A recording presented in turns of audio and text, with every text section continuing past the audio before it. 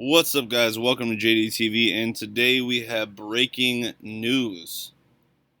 It is the Nike has lost $790 million, and that's just this quarter.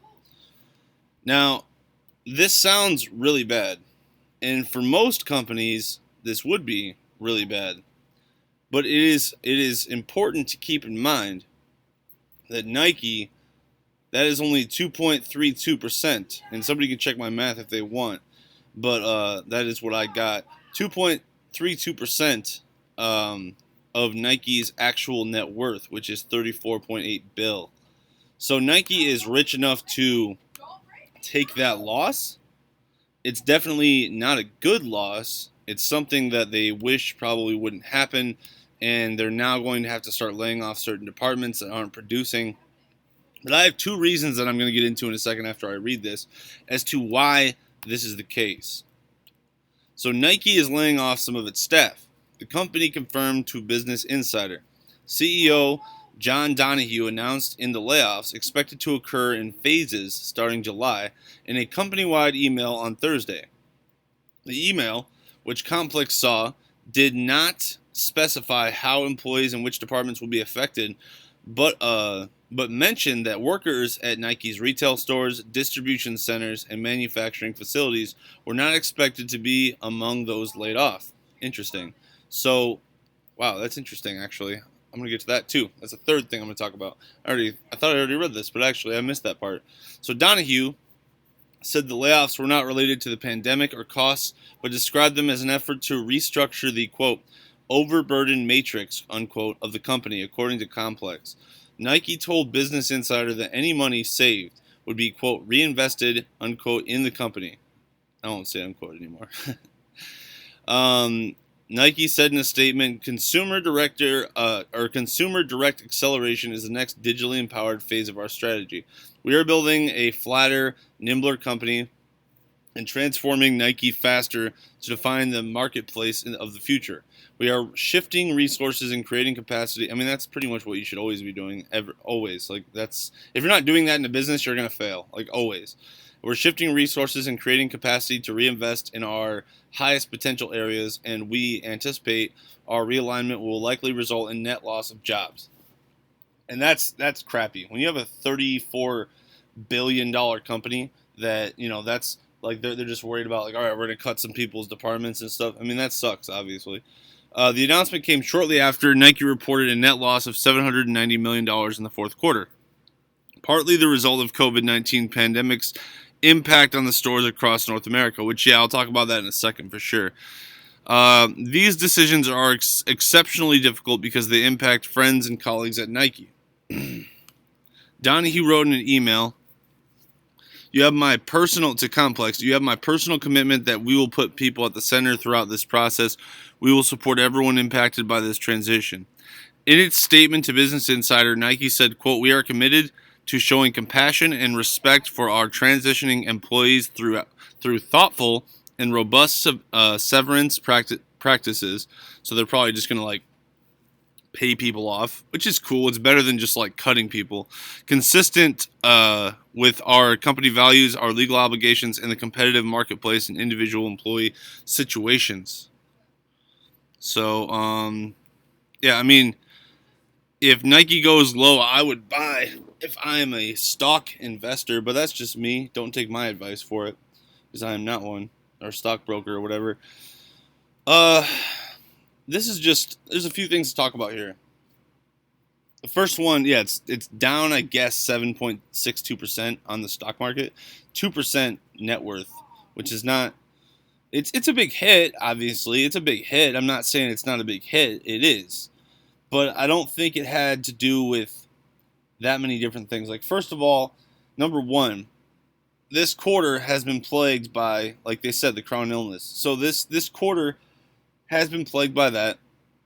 People are not out buying stuff. And I think that, like they said, they're going to be focused on little like projects, like canceling like projects instead of versus closing down stores. So they're not necessarily going to be closing down distribution centers. Like Dick's Sporting Goods will still get Nike probably. They'll still have plenty of stuff for everybody. Like it's not like they're going to be out of the stores. You know what I mean? They're not going to be reinvesting their stock anywhere else.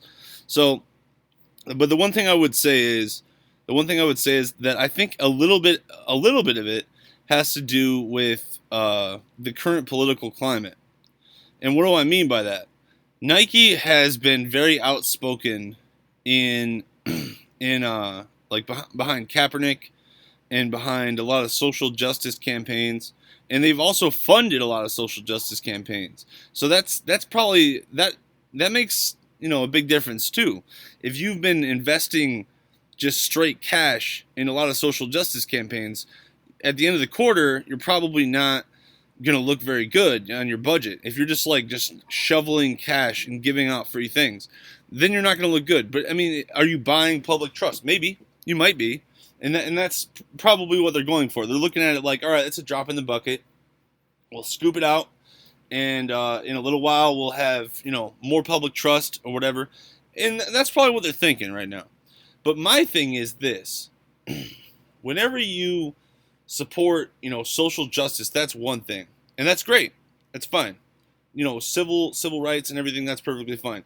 But the second thing is, if you are funding things that turn into riots, that does the opposite of buy public trust. Hey, what's up, Cat? Cat's saying hello.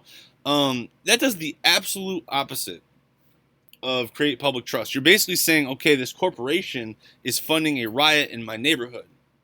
And they see that and they say, oh, I'm not going to buy Nikes this quarter. I'm going to buy Adidas and stuff like that.